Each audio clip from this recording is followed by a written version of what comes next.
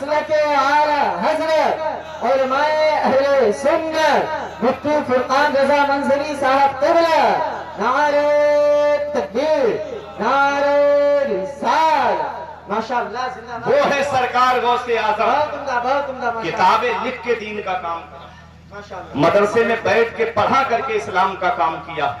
लेकिन मदरसे से हर आदमी तो फैज नहीं पा सकता, किताबों से हर आदमी तो फैज नहीं पा सकता। जो पढ़ा लिखा होगा वही तो पाएगा, या जो उस्ताद के पास पढ़ने आएगा वही तो पाएगा। लेकिन तीसरा तरीका बचा बाज तकरीर। तकरीर के जरिए वो लोग भी फैज पाते हैं कि जो लोग मदरसे में नहीं जा पाते। तो तीसरा तरीका इस्लाम की खिदमत करने का क्या है? तकरीर बाज। लेकिन अफसोस तब होता है जब आदमी 25-30 हजार रुपए सिर्फ लतीफे सुनने पे खर्च करता है। सही हजरत एक चुभता हुआ जुमला दे रहा हूं, सिर्फ लतीफेबाजी, सिर्फ हंसी मजाक पे 25-30 हजार रुपए मेरी कौम खर्च कर देती है। और अगर कोई आलिम कुरान और हदीस की रोशनी में बयान करके चला जाए तो कहते हैं मजमा खड़ा नहीं हुआ था, मजा नहीं आया उसकी तकरीर में, मजा नहीं आया, मजमा बहुत सुकून से सुन रहा था, मजा नहीं आया। सिर्फ लतीफे के लिए 25-30 हजार तुमने खर्च किए। सुबह को पूछा क्या हुआ जलसे का रात? बोले हंसाया बहुत था मौलाना साहब ने। हंसाने के लिए पैसा खर्च किया तुमने? जब जलसे कराया करो तो अपने आलिमों से मशवरा किया करो कि हजरत कोई ऐसा आलिम बुलाइए हमारी बस्ती में कि जो आलिम कुरान और हदीस की रोशनी में तकरीर करे। आज अफसाने निगारी बहुत चल रही है, अफसाना निगारी बहुत चल रही है, तखय्युलाती तसव्वुराती तकरीर बहुत चल रही है। आदमी बना के लाया, मैं फ्लाइट में गया था, वहां मैंने देखा ये करामत हुई, ये ऐसा हुआ और ऐसा हुआ, बता के आपके सामने पेश करके चला गया। हजरत गलत तो नहीं बोल रहा हूँ, बहुत जिम्मेदारी से बहुत अहम बात बता रहा हूँ। इसके लिए एक पैगाम मैं आपको बता दूं, देखो तकरीर खतीब कैसा है, उसकी तकरीर का आप अंदाजा लगा लिया करो। मेरे बाद जब मुफ्ती शहजाद आलम मिसबाही साहिब क़िबला आएंगे तो खुद ही आप देख लोगे कि खतीब किसे कहते हैं, आलिम किसे कहते हैं। कुरान और हदीस अक़वाले बुजुर्गाने दीन को जो तकरीर में पेश करे अरबी इबारत के साथ में, तो समझ लेना कि ये खतीब जो है वो मुताला करके बोल रहा है। और जो सिर्फ पूरी तकरीर हो जाए, जो आयत पढ़ी उसका तर्जुमा भी नहीं करा, जिस आयत को मैंने पढ़ा उस पर गुफ्तगू इंशाअल्लाह आइंदा कभी होगी, कह के चले गए। जिस आयत को मैंने पढ़ा वक्त काफी हो गया, उस पर गुफ्तगू आइंदा कभी होगी, कह के गुजर गए। मैं किसी की बुराई नहीं कर रहा हूँ, एक सच्ची बात बता रहा हूँ। अपनी कौम को तो पैगाम दे सकता हूँ, मैं अपनी कौम को तो सबक दे सकता हूँ। तो ऐसे आलिमों का इंतखाब किया करो, अपने उलमा से पूछो कि वो खुद बता देंगे कि हमारी बस्ती में किस आलिम की जरूरत है, उसी आलिम को बुलाया जाए।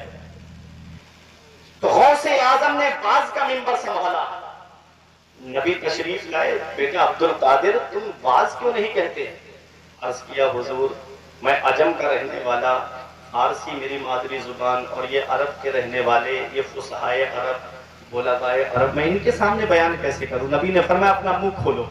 मुंह खोला, 7 मरतबा लुआबे दहन नबी ने गौसे आजम के मुंह में डाला। सुभान अल्लाह, सुभान अल्लाह। फिर बैठे बात कहने के लिए। जोहर की नमाज से पहले की ये बात है, जोहर की नमाज अदा की।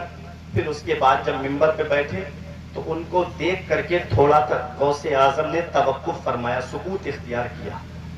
फौरन मौला अली शेर खुदा, बेटा अब्दुल कादिर क्या बात है? मुंह खोलो। मुंह खोला, 6 मरतबा लुआबे दहन डाला मौला अली शेर खुदा ने, 6 मरतबा। अर्ज किया नबी ने तो 7 मरतबा डाला, आपने 6 मरतबा क्यों? कहा ताकि गिनती में बराबरी ना होने पाए, ताकि गिनती में बराबरी ना होने पाए।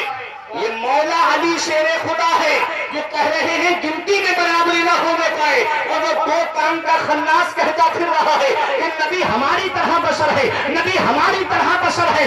ईमान इश्क को मोहब्बत फरमाते हैं। अरे तुझसे और जन्नत से क्या मतलब, कहाँ भी दूर हो, तुझसे और जन्नत से क्या मतलब, कहाँ भी दूर हो, हम रसूलुल्लाह के जन्नत रसूलुल्लाह। सुभान अल्लाह, माशाअल्लाह, बहुत उम्दा, माशाअल्लाह। नबी की बराबरी कर रहा है। मौला अली शेर खुदा कहते ताकि गिनती में बराबरी ना हो पाए। उसके बाद जब गौसे आजम ने वाज फरमाया, शुरू में 10-12 लोगों का मजमा, फिर आपका मिंबर जामा मस्जिद में लगने लगा, मस्जिद भर गई, गलियों में लोग बैठने लगे, घरों में लोग बैठने लगे। तो गौसे आजम का मिंबर ईदगाह पे लगने लगा। 70-70 हजार का मजमा होता था اور واہ میرے غوث اعظم آپ کے واز پہ قربان جاؤں، اس وقت یہ ساؤنڈ سسٹم نہیں تھا، اس وقت لاؤڈ اسپیکر کا معاملہ نہیں تھا۔ غوث اعظم کا بیان جب ہوتا تھا تو جتنی آواز سامنے بیٹھنے والے کے پاس پہنچتی تھی اتنی ہی آواز سب سے پیچھے بیٹھنے والے کے پاس پہنچا کرتی تھی۔ یہ غوث اعظم ہے، اسی کو تو امام عشق و محبت فرماتے ہیں، واہ کیا مرتبہ اے غوث ہے بالا تیرا، اونچے اونچوں کے سروں سے قدم آلا تیرا، سر بھلا کیا کوئی جانے کے ہے کیسا تیرا، اولیاء ملتے ہیں آنکھیں وہ ہے تلوا تیرا۔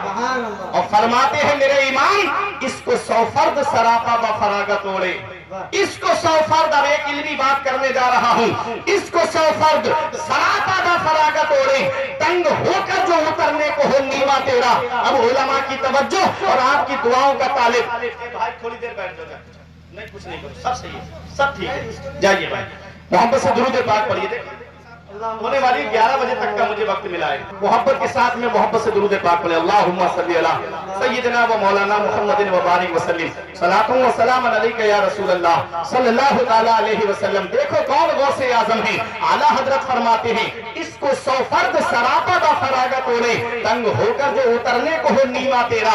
اللہ اکبر، کیا مطلب ہے اس شعر کا؟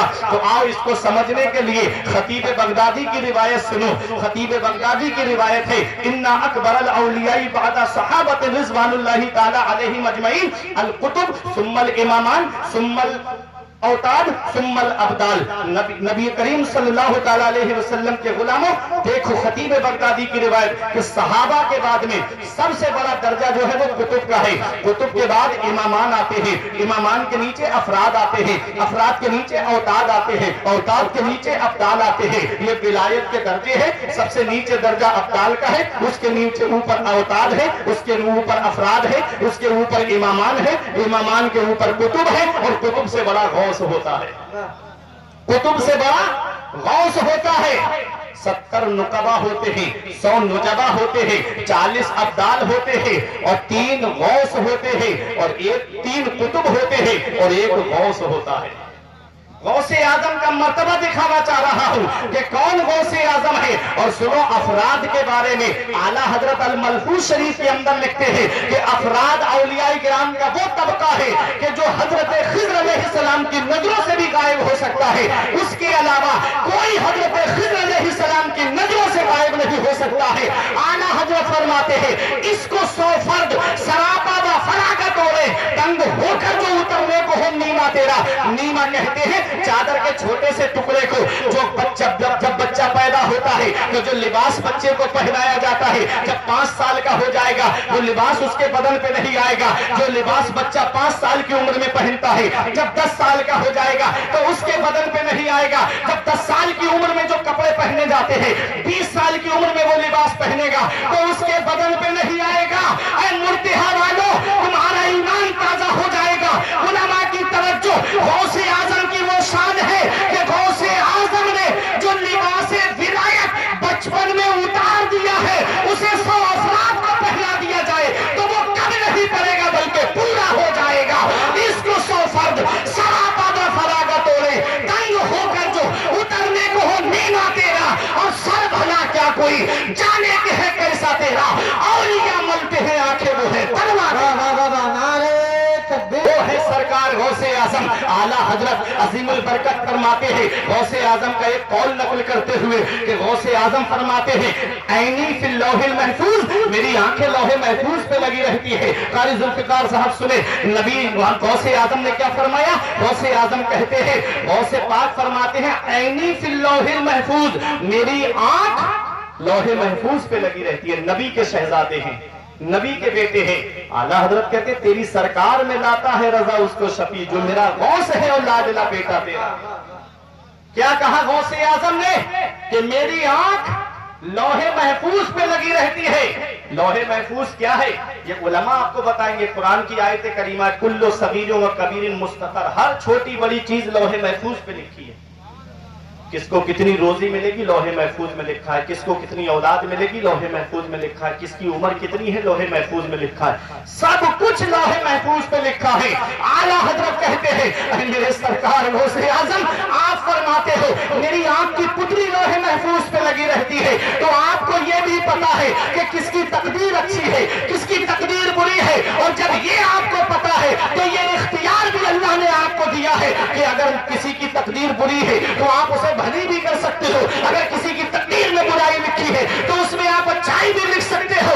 ये इख्तियार भी आपको अल्लाह ने दिया है। ऐ मेरे गौसे आज़म, अहमद रजा की तकदीर को देख लो, मेरी तकदीर बुरी हो तो भली कर देते हैं, मेरी तकदीर बुरी हो तो भली कर देते हैं। महज इस बात के दफ्तर पे करो ना तेरा।